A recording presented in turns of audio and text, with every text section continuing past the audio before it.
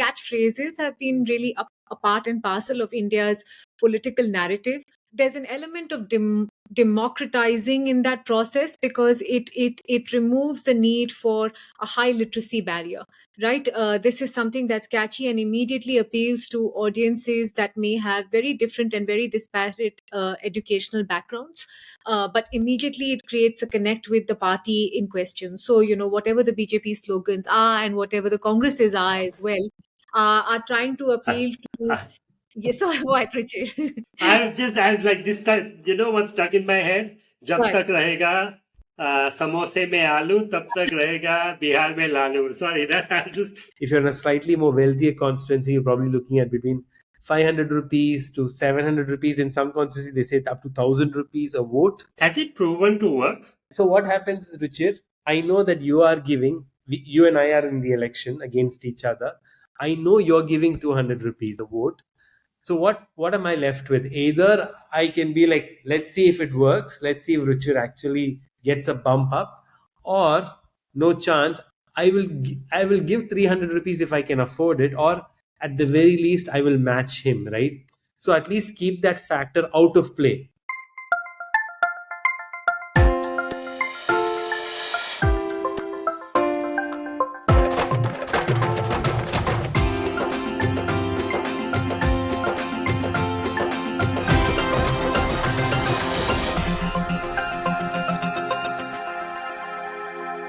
Welcome to episode 12 of the India Dialogue. Thank you for still listening to us. I'm joined, as always, by my co-hosts Mitali and Manu. I've introduced them consistently in every episode, but Mitali is well known for her time at CNBC. She's the Director of Journalism at the Reuters Institute. Manu has his own law practice and is a spokesperson for DMK. I am the CEO at Distributed Energy and the chair at School of Policy and Governance. Thank you for joining us. We are recording this when the first phase of the election in India is just finished. We are well underway in the election process of the world's largest democracy. And today we're going to spend the time on unpacking what does it mean to operate an election in India, all the different components of it, how parties think about electioneering, what are the different logistics that are taken into account by the Election Commission, and so on and so forth. Mitali, do you want to take us through the episode? Yeah, absolutely. Thanks, Ruchir. So we've decided to do a bit more sort of, it's explanatory, but I think it's also experiential in terms of what all of us are looking for in these elections. It's phase one. As you know, this is the longest phase of elections that India is going to see over the course of the next 40 days. So phase one happened today, and it was all of Tamil Nadu, of course, but it was bits and bobs from, other parts of India as well. From the north, there was Uttar Pradesh and Uttarakhand, a whole lot of states from the northeast, parts of West Bengal, parts of Bihar. So really, I think it was a little bit of all of India going out and going into the electoral process. Interestingly for me, it is only April, but I saw a lot of people sort of exhorting others to go out and vote despite the heat. So I'm keen to see what happens by the time we get to May and June in terms of numbers. And I think the voting trends are quite disparate, and we can talk about that later. But what we wanted to do is a little bit of unpacking what elections look like, the nuts and bolts of what is genuinely, I think, a massive exercise in terms of numbers across India. I don't think any other country deals with numbers like this while going through the process of elections. So Manu, Ruchir and I will sort of bring a little bit of what we're all watching out for. Manu, first word with you, and we were discussing this before we started recording, which is that a lot of people are fascinated by the behind the scenes process. How does it work? How is it put into place? What are the other elements that go into planning around and during elections for political parties as well? So, as you said, Mitali, it's a huge exercise and something that is sort of watched very keenly by different parts of the world, just to understand how India pulls this off once every 5 years at the very least, right? Now, as you said, the entire election process this time around is in 7 phases, possibly the longest. The day the election was notified, I think it was around the 18th or 19th of March, and the day the votes will be counted 4th of June. So actually little more than 2.5 months from, start to finish. And you may even say that, we've been in election mode at least from mid-February, because that's when the parliament sort of, closed with the interim budget as well. Nevertheless, I think there are some parts of the election which have sort of remained the same right from 1950. But by and large, a lot of electioneering has, I think, evolved with the times. One thing that has stayed the same is the act, the law that governs election is the Representation of People Act. There's the Representation of People Act 1950. There's the Representation of People Act 1951. That still governs everything about elections. It even talks about what is a political party. A lot of people don't know what a political party is, meaning they understand what it is, but do you register as a society? Do you register as a trust? Because if you ever sort of try to do anything in the charity or the public service space in India, you do it through either as a trust or a society or a Section 8 company, right? But political party is again very interesting.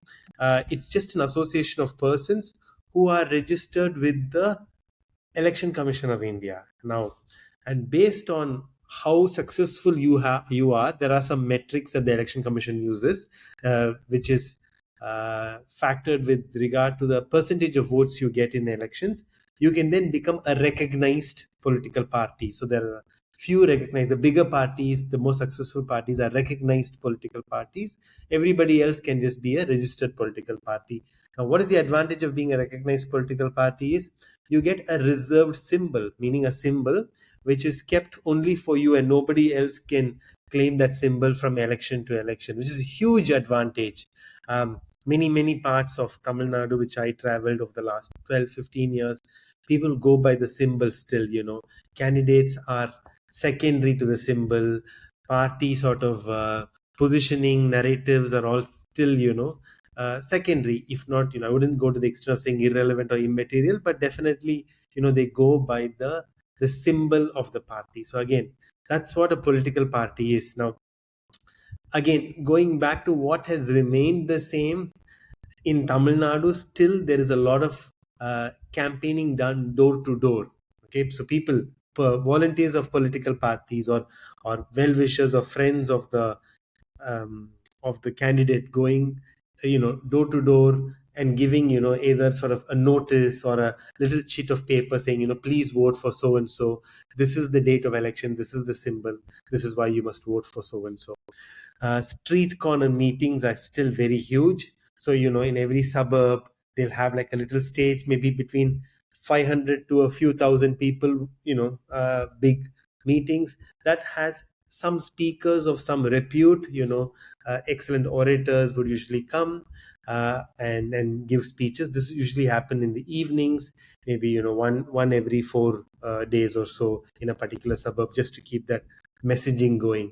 Then you have sort of star campaigners who would sort of pull in tens of thousands of people, 100,000 people. Meetings are quite often where you have the big leaders. So last week I was in Coimbatore for a meeting where the Chief Minister of Tamil Nadu, M.K. Stalin, and the Congress leader Rahul Gandhi sort of took to the stage together. There were roughly 120,000 people who attended that meeting. They are sort of star campaigners. And then there are sort of van or jeep meetings where typically a candidate would sort of go in a van. They would sort of let the suburb or that area locality know that the candidate is coming at 4:30 p.m. here. So they would stop the van. So people would sort of congregate, between say 500 to 1,000 people, and the candidate would address his or her ideas and thoughts to the voters and say why they must vote for him or her. This is one. Of course, there are other two sort of main areas where they have little like auto rickshaws with speakers attached to them, which just keep playing the same message over and over. So they would just drive around, do loops of the city.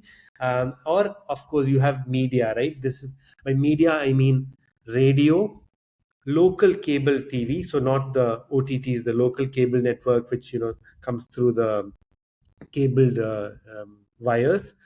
Mainstream media, so TV, newspapers, digital media. So when you open a website, something pops up an advertisement, social media, right? So Facebook, Twitter, Instagram, and so on. So that is all now expanding tremendously. Now I'll just say a couple of things before I sort of throw this back to Mitali and Ruchir, which is that what has really changed is how they manage this whole process, right? It's become very professionalized. I would go back to, I think, maybe the early 2000s when I started following American elections.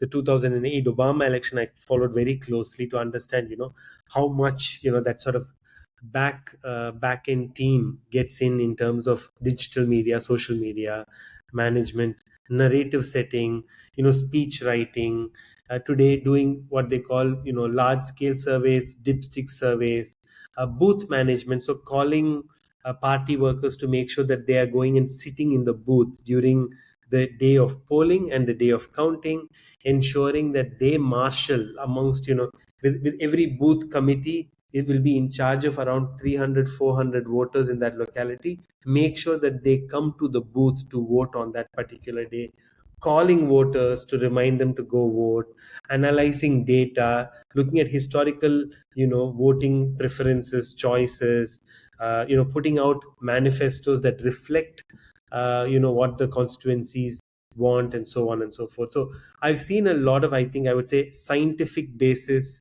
or shall we say sort of data driven empirical sort of basis for campaigning, even sort of how they go and set a narrative in the local media, and so on and so forth. So that, I think, has sort of tremendously changed. I think it's made these sort of backroom boys and girls very important to any team.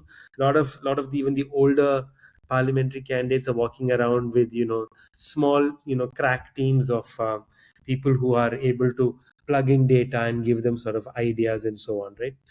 Now, I guess one thing that I've always wondered is, I mean, as a just a person, nothing to do with elections, I find sometimes social media overload sort of really sort of distracting, burdening, and so on, right?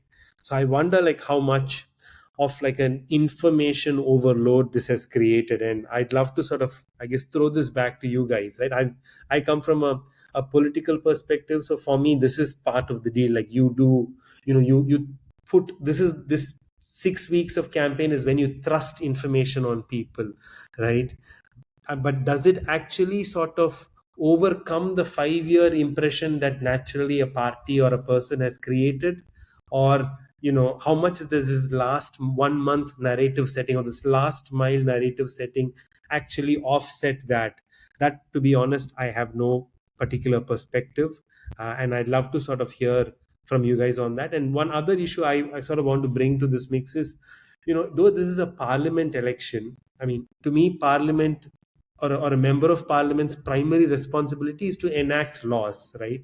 And laws to do with aspects that are only the union government can address. However, lot of the campaigning in Tamil Nadu, and I'm sure in other parts, are also still about road, electricity, garbage, sewer, drainage, all to do with local municipal bodies, local corporation issues, right? So we have not been able to clearly educate people on this. There's an intermingling of these issues, what I would call national parliament issues and local issues, which have nothing to do with parliament at all. But that's where we are, and that sort of still dominates a lot of what electioneering is in India, at least from Tamil Nadu, I can say with some certainty. But let me throw those two aspects back to you guys: information overload and sort of intermingling of issues. Let me actually ask Ruchir, who hasn't shared that in his previous life, he was leading a digital marketing outfit. So he's, I think, very well Mm.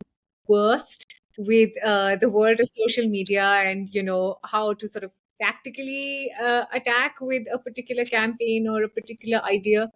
How do you feel, Ruchir? Do you Yeah. feel it is overwhelming? Do you feel, and I think this is an interesting point that Manu makes, do you feel that public memory is short? Do you feel like what happens in the last lap sort of obliterates what's happened in the past 5 years?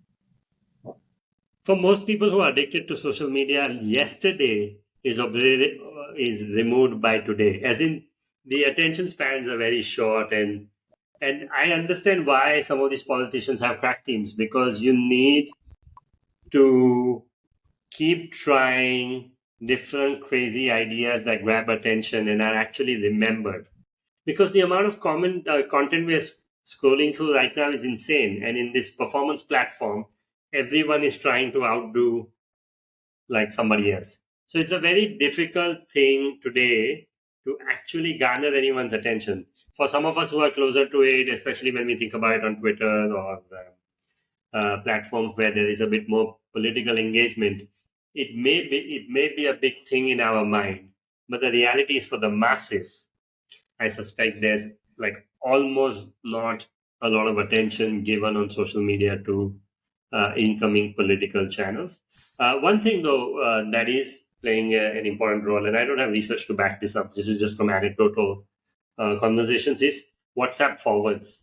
They've become a real dominant play, and I know as a fact that every single political party has organized themselves on WhatsApp in terms of what narratives to send out, and part of that is forwarding it on WhatsApp to your party workers and to your candidates, and then the candidates spread that message on their official channels and so on. So that's definitely a big part of every single political party's action plan. I think that is the piece around the disconnect between what the parliament does versus the local issues. I think that is true for everything in life, Manu, and I think this is a disconnect. In previous episodes we've discussed how climate change. The problem is climate change is not a global problem; it's a local problem on how it's affecting my community. That's true for politics. That's true for employment. It's not like talking about youth employment has no resonance with anybody. But talking about your nephew's job or your relative who just got laid off, that is the real crux at which people feel motivated to do something. And I think this is the unfortunate or fortunate reality, in that issues get discussed at times like these, and we actually work on them. I think this is true everywhere in the world, and I don't think this is something that will change anytime soon. Mitali, what are your thoughts, especially from a media perspective, on both the issues? And Mitali, can you also sort of, talk to us a little bit about slogans, songs, jingles, which have now become sort of an essential part of campaign, right? I don't think anybody gets into a campaign without a catchphrase. Yeah. I wonder if like what Nehru or Indira Gandhi, they had sort of gone through. But having said that, I think Indira Gandhi did have that, was it Garibi Hatao? I Or mean, it is something like Garib Hatao, and then it was the very popular Jai Kisan, Jai Jawan, which was, very that. much sort of holding up these large two blocks of the military on the one hand, or the defense forces, and India's farming community on the other. So I think catchphrases have been really a part and parcel of India's political narrative. Not to say it's not happening in other countries. I mean, make America great again is something that really went into the public consciousness. So I think sloganeering is catchy, it's easy. I think to an extent also there's an element of democratizing in that process, because it removes the need for a high literacy barrier, right?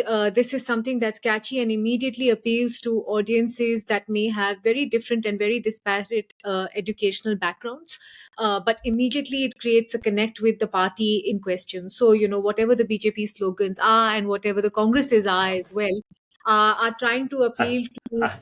Yes, so what, Richard? I was like, this time, you know what's stuck in my head? जब What? तक रहेगा समोसे में आलू, तब तक रहेगा बिहार में Lalu. Sorry, that I was just thinking about that right now. Incredible at the very sort of granular level he made it happen and stick. And there's so many parties like the BSP, which really sort of represented the EBC, the extremely backward caste as well, went forth on a lot of slogans. On social media, I just want to say very quickly that I completely agree. There is an overload. You are seeing an element of that with people backing off from social media interactions. So it's clear that WhatsApp is sort of a huge beast in India, huge popular. I think what we don't have is metrics in terms of, what happens once it's shared. Because there's no data on that. There's no data on what impact it has when you do, forward after forward. There's no data, for example, on the impact of WhatsApp misinformation or fake news, and whether that does affect how the person who's viewing it does receive it and, respond to it. So I think WhatsApp has certainly been very efficient machinery. What we don't have is the metrics of what the outcome is. I'll just mention a couple of things that I'm sort of personally looking at in this election out of interest. What's fascinating for me is the point Manu was making earlier, that not much has changed since the 1950s. But I think one thing that has changed quite discernibly over the last two elections is female participation. There's been a huge rise in the number of women voters, and I think they've become, quite a large constituent in themselves, enough to be mentioned concretely in many conversations. But what is fascinating in the Indian context is that this has happened in a situation where the female labor force has actually been dropping off. So it's not like, women have become more a part of the labor force. That's not happened. And the second thing that's not happened is that these women are not part of non-election time representation. If you track sort of the letters written to local political leaders, if you look at, of course, political representation of women in the larger houses, that's not moved too much. So whether this is a function of emancipation, whether this is a function of the election commission actually going out and, aggressively pushing for everyone to vote, or whether this is a function again of societal and family dynamics, I'd be keen to see what happens with the female voter this time round. I think just out of interest, this has always been a talking factor with India, which is that what is the voter turnout? Does the voter turnout sort of indicate where the public's mind is at? Does a larger turnout means that it's an anti-incumbency vote? Does a lower turnout mean people are quite happy? And I think in that this might be a more complex space to map because of how there's just these little pockets that are going out to vote. So this time round, for example, Bihar has the parts of Bihar that voted in the first phase have pretty low turnout. Bengal has a whopping 78% turnout. Parts of the Northeast actually have pretty high turnout as well, between the 55 to 77% range for Tripura, Mizoram, Manipur. As we all know, there is a situation in Manipur that has not abated. Are people going out and voting, keeping that in mind? So I think voter turnout is something I'd really like to see. And the other one is a bit of a parallel thought, which is that I'm currently, on the move. I'm at a journalism conference in Italy. And there's people from across the world, of course, but there's a lot of people from India as well representing journalism. And what's really interesting to me is how independent media is quite concerned about the outcome of the elections this time round.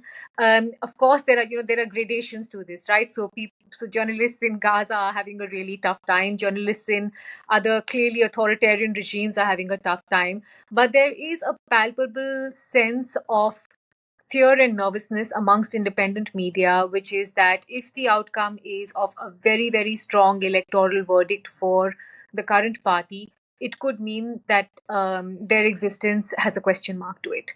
If it is a situation where you have a BJP victory, but you have it with a lesser margin, you have like a 250 or 270, it could give them a little more leeway in terms of being critical in their reportage. So I think this is a very crucial election in that sense as well. Mainstream media has sort of played their hand and they've made it clear what their stand is. But I'd be interested to see what this means for independent media when we come out of this particular phase.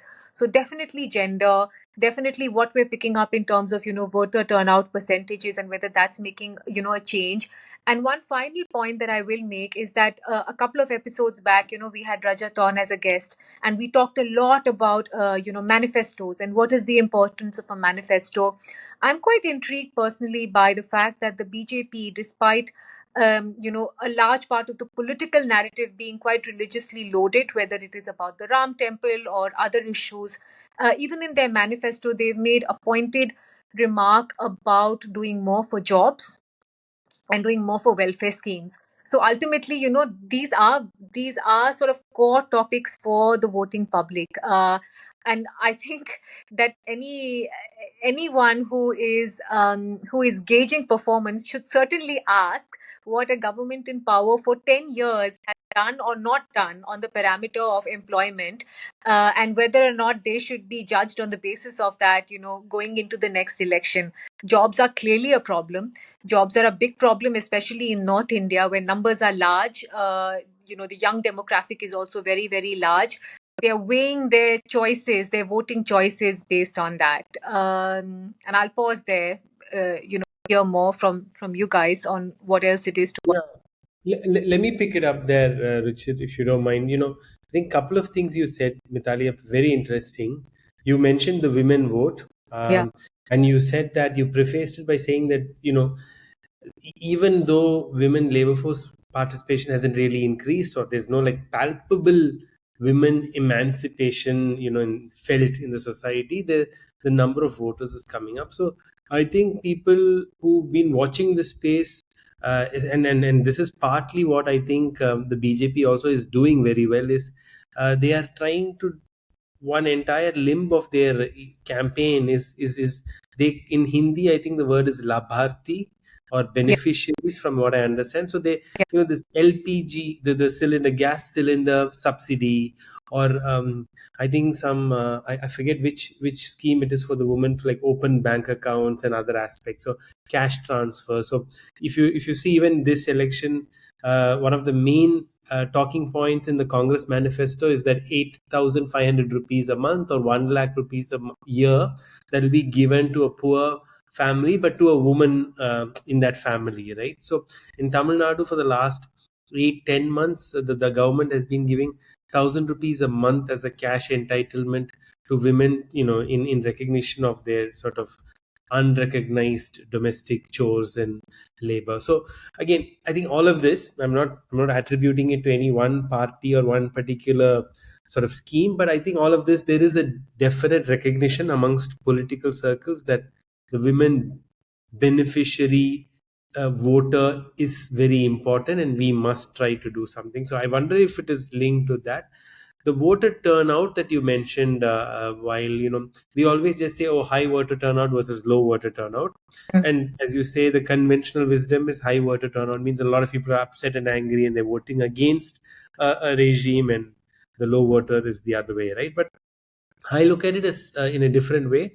So in Tamil Nadu, at least, we have what we call committed voters. So every election, DMK gets around 25% committed votes, right? The worst election where we lost all the seats, let us say in 2014, we, I think, went down to 23%. It didn't mean we went to like 5 or 10, though we got 0 out of the 40 seats in Tamil Nadu and Pondicherry. Similarly, ADMK may be a little bit more, about 25 to 27% committed voters, right? Now, so what happens is you have, and then the smaller parties have 5%, 4%, and whatnot. So let us say around 70% of the voters in Tamil Nadu are committed voters. So what I would read is, if it is a 70% election, then it's just that the committed voters have come and voted. So then it's a predictable election to some extent, where I say DMK is 25%, Congress will add 10, some of the smaller parties will add 5 more. So DMK alliance is got 40-45% easy. So we are safe, right? Now, when it goes higher, when it goes to 80% voting, then you get about 10 to 15% of voters who I think are on top of the committed voters. So these are first time voters, voters who don't come and vote for a particular party in a particular way, voters whose voting preferences we don't really know, or we can't really assess clearly, and we can definitely not estimate very well. So that those elections are much more harder to predict, and that's when we figure that, okay, so this could be that people are angrier, they're coming out and voting, so it might go against the sitting the ruling dispensation. So really I would look at, a high voting turnout means that more first time voters, more young voters, more urban voters are coming out. So those are some issues that we need to take care of. The last thing you mentioned, Mitali, very interesting, from a media perspective. You said, how much, the media feels they are under pressure, and a return of a very strong authoritarian sort of regime would mean, lesser space for dissent and media freedoms and so on and so forth. And I think that really reflects the model, in Indian politics and elections, right? Which is winner takes all. You win, you don't only, it doesn't mean you only take control of the Lok Sabha. Of course, Lok Sabha, the government, the legislative agenda, partly you start controlling the media, partly you start controlling the judiciary, the election commission, everything starts coming under you. Even the state officials, sort of, some of them are, end up IAS, IPS have to report to the Union Home Ministry. So they are sort of pulled out, they are thrown around. So there's this greater sort of or disproportionate control that is vested in a person or in a party once they win. So maybe this is a point in time in Indian sort of political electoral governance evolution where we have to stop and think, look, is this system actually good? Forget if it is BJP or Congress or any other party, right? Should Yeah. we actually, why aren't our checks and balances stronger? Why aren't our judiciary given more power? Like, if anything, the judiciary needs more power now. If anything, the media needs more power now, right? And I do think this happens. I think we do a cycle of 10, 15 years of quite a strong authoritarian regime. And then there's a sort of the balance tilts a little bit the other way. And there's numerous examples for this. And one is the evolution of the judicial collegium system, right? Until the 70s and the 80s, the judges were appointed pretty much by the political parties and the governments. Meaning, if the famous instance of Justice H.R. Khanna, who was to be the Chief Justice of India and was overlooked because he had given a verdict against the then Congress government, right? After that, you had like this sort of lull when the very strong governments in place till late 80s, and then you had a phase where the government was a little less politically strong or authoritarian, and then the judiciary sort of pushed back, and they said, look, we will decide who should be judges, you don't tell us who should be the Chief Justice. And that's how the collegium system came. So I do think it is time to assess this whole winner takes all model that has sort of come about. But what I want to throw back to you guys is something which I'm very sort of familiar, having worked in politics for about 15 years. But money play in elections, right? I think the stat, as on today, the chief electoral officer of Tamil Nadu said, I haven't checked the figure, but he said roughly around 1,000 crore of unaccounted cash has been seized by the election commission. See, now a lot of this is just unaccounted, meaning, see, I've just withdrawn 5 lakhs from my account, I'm taking it. The police stop me and they say, where is the papers? And I'm like, I don't have any papers with me. And they say, well, we'll give you a thing to say this money is with us. You can come and collect it once you give. So there's a lot of that also. But it also means that, there's a lot of cash in play, but that is just cash. But there's also a lot of money, which is not necessarily just cash, right? Yeah. So what do you take, what is your take on all of this before I sort of tell you how politicians justify the play of money in elections? I wanted to link, actually, before you did, Manu, you stole my thunder there. I wanted to link Mitali's comment around independent media to money. And I think this is the winner takes all problem, in that the biggest spending that happens in the country in advertising is around elections. And so much of that money goes to media outlets. And which media outlets win and which media outlets lose is effectively defined by the government in power, because the government, in addition to the political party doing its own advertising, the government itself is telling you about all of these wonderful things they've done and subtly putting the photo of the prime minister or the local leader and so on. I mean, effectively, I think we've discussed this previously, Manu, but correct me if I'm wrong, every candidate in the 543 seats have a 90 or 95 lakh rupee budget, which amounts to 4,000 crores. And on top of that, I believe that there is all these political parties who spend money as a party, which doesn't have a cap, and including what the election commission spends and so on. There's almost 30,000 crores spent this season. So I think economics is obviously an incredibly big part. The other thing that I'm not sure if I brought it up before, but one of the things about party leadership, and this I think is unique to India, is party leadership usually controls purse strings. And so often candidates who can bring more money in rise up to the top. And the reason why nepotism often is a big part of our party infrastructure is because in our culture, we pass on the purse strings to our kids because we trust them. So, besides the fact that party workers show up in front of the gates of the son, usually the son, but sometimes daughter, it's also the money trail and how that plays a role. Because usually two, three, four people really know where all the incomes are to be able to spend during the election. So that's such a big part of the infrastructure. Anyway, Mitali, you were saying something. Yeah, no, I would say, Ruchir, one part is the spending that happens around elections, but then there's spending all year round. And just to break up that advertising pie a bit more, a large chunk of that is government advertising, which is honestly the biggest carrot and stick that exists for large mainstream media, which is that, if an organization X does not toe the line of party Y, then immediately government advertising is pulled, which is huge for them, right? Whether it is in terms of events, whether it is in terms of actual advertising, on the television channel or in the newspaper. I think that remains a really sort of messy situation, and I think till that is not resolved, or till large media or media generally doesn't find other alternatives in terms of their revenue models, this is going to remain, frankly, whichever party it is that may be in power. This has always been an Achilles heel for large media. On spending, I remember a couple of episodes back, I mentioned that in 2019, I think the BJP hit a record of sorts in terms of its spending. And at that time, Manu had pointed out that this time round in 24, it's going to almost double that in terms of spend.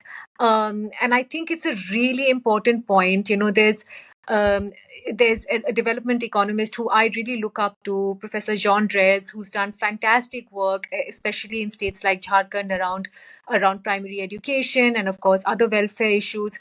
And he made the point that just because of this money dynamic and just how rich the BJP is, without any question marks, just the fact that they're so rich as a political organization, it's a contest between a Ferrari and a bicycle, and I'm not referring to any party symbols over here, but it really is that kind of money and those kind of deep pockets. They go a really long way in ensuring your machinery is well oiled. It moves really well. Another journalist was just sharing with me that one of the BJP candidates told him, with the electoral roll, like if there's 100 people per list, they're given a budget and they actually can recruit people and pay them anywhere between 10 to 15,000 to go door to door just to encourage them to vote. I'm not saying that they're telling them which way to vote, but I'm saying that they have this machinery in place where a person can come knocking on your door saying, hey, it's voting day, you need to go out and vote. And I don't know how many other parties, frankly, have those kind of corpuses to work with. So I think money plays a really huge role, but I'm sure Manu knows a lot more. Let me let The me other part. let me know. Let me throw some numbers. Okay, I think it's important we understand what we are dealing with. Okay, and this is why I think political parties end up having all this excess cash. All right. So I'll take Tamil Nadu. There are in across the state of Tamil Nadu there are 68,250 booths. Okay, polling booths. Right. So and now let us say you just go by booths. So uh, any standard party in Tamil Nadu would have about 20 booth agents. Okay, these are your proper party workers who will help you on the day of polling and the day of counting. I mean, they will sit in the booth. If they get up and leave, that means that is a signal for the other party to do what they want. So you want to make sure that they don't move, okay, up from their seat that whole day, because the booth will have maybe about 6 to or 10 voting rooms. So these 20 people are spread and they want to make sure that there's nothing untoward that happens, right? So 68,250 into 20, so 20 people per booth gives you 13 lakh 65,000. All right. Now Now 13,65,000. Think of, now these are the people who also in the 30 days before your election, before polling day, they will go street to street, door to door, and talk about you and give notices on your behalf and so on, right? So you need them not only on polling day and counting day, but also 30 days before that. You're essentially you're hiring them. So that is 13 lakh 65,000 into 30 days, right? Which gives you 4 crore and 9 lakhs and 50,000 rupees, right? And that's just the what it is. Now, what is the minimum wage you could give them per day, right? The minimum Narega wage is around 250 to 300 rupees. So let's take the minimum Narega wage. If you give it as 250 rupees, then you end up at 1023 crores. So 1023 crores is what you would need if you had a state like Tamil Nadu with 68,000 booths, and each booth you employed or had 20 people, and they campaigned for you for 30 days, right? Now, of course, no one candidate can do this. This is a party exercise, right? So in a state like Tamil Nadu, 1,000 crores. So in other states, you can sort of give or take. I mean, I'm sure there are bigger states and smaller states, but that is sort of the money you're looking at, right? In terms of, if tomorrow you wanted to start a party and said, I want to run it the way that all the well-oiled parties run it, then those are the kind of numbers you're looking for. Like I said, this is sort of a very a politician justification, but this is also the reality. I mean, this is sort of how people will work. I mean, if you don't pay someone, they'll probably not turn up, because they'll probably, I mean, they like you, they're your well-wisher, but ultimately they're giving up some employment opportunity for that day, right? Be it driving an auto, or be it working in the fields, or be it doing something. So that's a sort of money that I think generally we see. Of course, this is not at all factoring in this other big problem in society, at least in some parts of the country, especially in the south, which is cash for votes. So what I've just described, the 1,000 crore number, 1023, is just how to run the party cadre booth management machinery. Cash for votes is separate, right? So that is more constituency based. If you're in a slightly more wealthier constituency, you're probably looking at between 500 rupees to 700 rupees. In some constituencies, they say up to 1,000 rupees a vote from a single party. And some other places, I've heard of 200, 300 rupees, just like Manu, can I interrupt you and yeah, ask yeah. you that question? Has it proven to work? Like we hear about it, but when a person goes into the booth, we don't know what they vote for. Exactly. So what happens is, Ruchir, I know that you are giving, you and I are in the election against each other. I know you're giving 200 rupees, right? I mean, I've heard from my impeccable sources in your campaign team that you're giving 200 rupees a vote. So what am I left with? Either I can be like, let's see if it works. Let's see if Ruchir actually gets a bump up, or no chance. I will give 300 rupees if I can afford it, or at the very least I will match him, right? So at least keep that factor out of play. So I think that is generally the average mindset from what I can tell. Like I said, nobody knows what works. Nobody knows whether the jingle works, whether the slogan, "Ab ki baar," whether what works. Nobody knows, right? That's what makes it so interesting. All of the above. So One of the strange things about our election, obviously, is the 7 phases. Can we spend a little bit of time? Is it just about the logistics because there's 900 million voters and so on? Or is it more like the phasing? I think the first phase we just discussed had 102 seats go up for the vote, but it wasn't. Besides Tamil Nadu, it doesn't seem to be that concentrated. It's like different seats spread out in different places. What is sort of the logic in how the phases roll out? Sorry, I'll quickly answer that from what I can tell, which is, they identify seats, or even to the extent of polling booths as sensitive or critical, or deeply problematic, right? Like where there's a probable, like there could be an attack or a problem or a riot or anything like that. So partly it is managing security. Of course, as you know, EVMs they don't use the Tamil Nadu EVM in Bihar at the next phase, right? So once the Tamil Nadu EVMs are done, they're sealed, locked up in a strong room. And very interestingly, for the next month and a half, while Tamil Nadu waits for counting day, the major parties, at least DMK and AIADMK, will have people 24 hours outside those rooms, just sitting and watching. So those EVMs are there. We have enough EVMs for 900 million voters, 543 constituencies. But security personnel moving them, we have limited CISF, CRPF staff. So moving them, I think, is a concern. I think they also want to make sure they have enough sort of resources in case somewhere a problem breaks out, and so on. Those are the considerations from what I can tell. It's more logistics and manpower. And I will add one quick point, Ruchir, which is that, and it's sort of an undiscussed vertical in the electoral process, which is the Indian bureaucracy. They are kind of critical to this process, especially when you get to a point where maybe there are particular polling booths where the vote is really tight or decisions have to be made.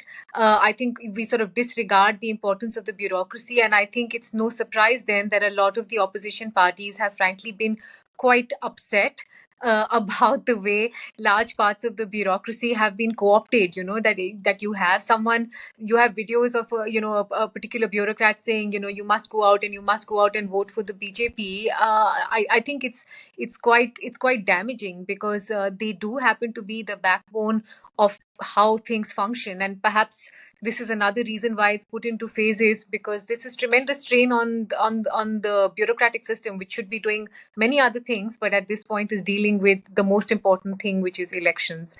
So much to unpack and 7 phases to go. Maybe we should pause here and go to our have you heards. I think, there's a lot to talk. I think elections are, there's so many interesting aspects that will happen.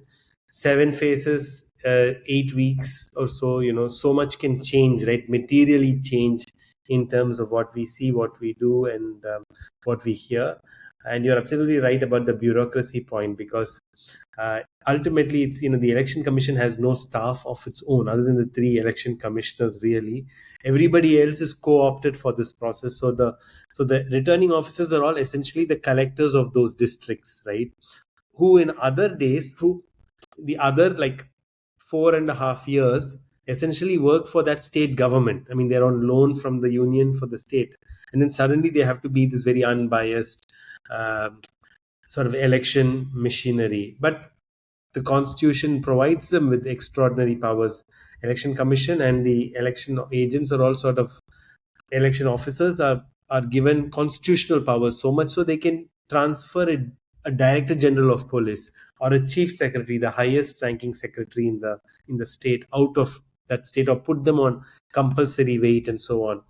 But you're right. I mean, there's it's how the bureaucracy plays with this.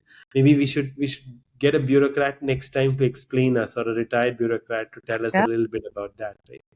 So that's that. And with that, let me move on to have you heard. This is a segment where we are trying to shine a light on interesting stories, snippets, news items that we've come across in the last 1 week. Each of us will sort of share a story very quickly about what we want to tell. So, Ruchir, do you want to go first? Then Mitali? Thanks, Manu. I recently saw a tweet from Kevin Peterson about our trees by the side of the road, where they have usually a mud color and a white color. And because we grew up with it, I have never thought about it until he pointed that out. Like, why do trees on the side of a road in India have mud color and white color? So obviously, that was such a great question. I decided to do my own homework and discovered that it's a mix of white lime and red ochre. Usually, the white is for the visibility. Also, the coloring helps with against pests, especially in terms of stopping any fungal growth. I didn't know that, and it seems to be like a constant on all our national highways and our roads. I don't know which. I don't even know who manages and thinks about all our trees, but it was such a random realization that all our trees have, especially by the road, have colors on them. Super. Mithali? Yeah, that's fantastic, Ruchir. And for a long time, so my dad was in the army, and I used to notice that the army cantonment, all the trees were painted like that, white and red, and you didn't see it so much in the main city. And I used to think maybe it's the army, so everything has to look consistent. So you just paint the trees as well, so everything is white and red because everything has to be at right angles. But that's fascinating. I didn't know that either. Mine is sort of, I don't know. It's not great news, but maybe there's a silver lining, which is that through this week, I saw some fairly disturbing videos from across the UAE, including in places like Dubai and Abu Dhabi, of an incredibly intense storm that hit those cities. I think they received more rain that they have in many months. There were videos of sort of people's balcony furniture flying off and sofas in the air, and there's their living rooms flooded of lightning. um, it kind of gave rise again to some fairly stupid social media commentary, and there's no other way, other word for it, where people would say, "Arey, but Dubai got this much rain and Bombay gets this much rain, and we handle it." It's a completely different issue, and I think a lot of airlines as well sort of went on record to say, "Look, this is a completely different situation that has occurred here in Dubai and in the UAE. It's unforeseen, and it's never before in terms of dealing with the intensity of that rain." And I think the silver lining for me is that increasingly I'm seeing in reportage, when people report on these sort of extreme weather events, they now make the connection with climate change immediately. It's not a freak of nature. It's not like, "Oh, I wonder how this happened." Well, this is how it's happening. Extreme weather events are becoming more and more frequent and more intense, and that's because of climate change. And I'm really glad that connection is being made quite clear to people who are witnessing it and suffering from it. Because honestly, if it's climate change is something like it's difficult to put your finger on when it's happening and how fast, but the loss to life and the loss to property is real. So I would really encourage everyone to read a bit more about what these extreme events are and what's causing it. That's my Mithali, in that spirit, what I learned apparently is every degree of increase in temperature leads to 7% increase in clouds holding water. So the rains are more severe. So we're just going to have more severe rain and storms moving forward. Anyway. Very, Manu. very, very, very interesting. And Ruchir, like I said before, I think we need to figure out that this whole extra rain water holding capacity, it needs a name, right? The clouds, this phenomenon needs a name, but we tried finding it on perplexity.ai and we couldn't. Anyway. My story is to do with elections. And today, always there's this interesting story about this old person who's come to vote, right? And today they recorded a 92-year-old woman who came to vote in today's election in Tamil Nadu, the 18th Lok Sabha. Turns out that she was 92, and so when the first elections happened in 52, she was 21, so she voted back then as well, and she's voted in every single election. So her name is Rangamani, and she, I think, is from a small village in Tiruvarur, so which is near the sort of the middle of Tamil Nadu. But that's just one interesting part of her story. Yeah, well, when they went to speak to her and ask her about her election, what message she has to give. It's not that make sure you vote every single election, right? The message she's given is, make sure every one of you go and vote. And they said, "Oh yeah, of course." But she said, "No, I have a story why." She said that there was an election where her husband had contested for a panchayat election, and on the day of the election, she had two older daughters who were about 22 and 20, and she asked one of them, the 22-year-old, to take care of the 20-year-old and make lunch or something, and said, "I'll go vote and come back." And so she went, voted, and came back, and the election results came out, and turned out that her husband lost by one vote.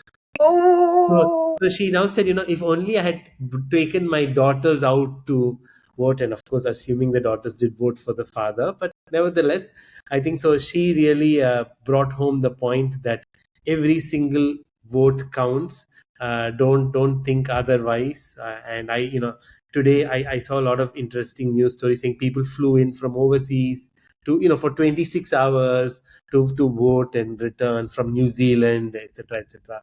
So always nice to know that people are so happy, and a lot of social media stories on people sort of displaying that they voted and encouraging people to go vote, as you said, Mithali, to go vote in the sun, and don't worry about the heat and whatnot. So it feels like a good day or week to be part of when there is voting in your constituency. So that's the have you heard. Ruchir, back to you. That's the end of the 12th episode. We'd love to hear your thoughts. As always, please email us on indiadialogpodcast@gmail.com or find any one of us on X. Thank you for listening. The podcast is at TID_podcast, which is the India Dialogue _podcast TID on X or Twitter, or India Dialogue Podcast on YouTube. Mitali is at Mitali Live.